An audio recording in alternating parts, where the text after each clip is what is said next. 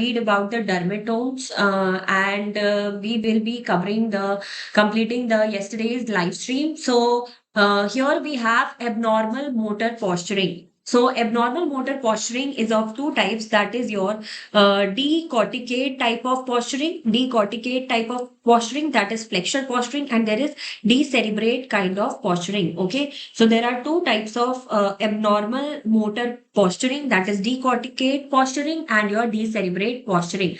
Now this decorticate posturing happens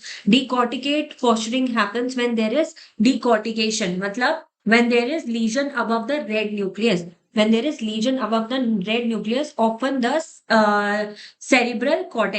lesion is in the cerebral cortex. So the olfactory tracts become overactive. These are your rubrospinal and vestibulospinal tracts. ये overactive हो जाती हैं. Upper limb flexion में चला जाता है और lower limb तुम्हारा extension में चला जाता है. And your hands are near the core of the heart. That is your decorticate type of posturing. So decorticate or flexure posturing, decorticate hands near the core of the heart. So like that you can remember the decorticate posturing. Next we have decerebrate type of posturing. The decerebrate type of posturing is your extensor posturing, because in decerebrate E आता है तो extensor posturing, and this happens when the lesion is between the red nucleus and the vestibular nuclei. Okay, जब तुम्हारा red nucleus और vestibular nuclei के बीच में lesion होगा, that is lesion is below the red nucleus, अगर red nucleus के नीचे लीजन होगा तो then your decerebrate posturing will happen. Decerebrate posturing is your extensor type of posturing.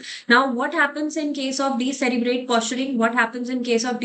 posturing? So between the red and vestibular tract, if there is a lesion, the vestibulospinal tract will become overactive and upper and lower limb extension will be seen. So this is how you can see the upper limb as well as the lower limb is going into extension. Okay, so this is your decerebrate extensor posture.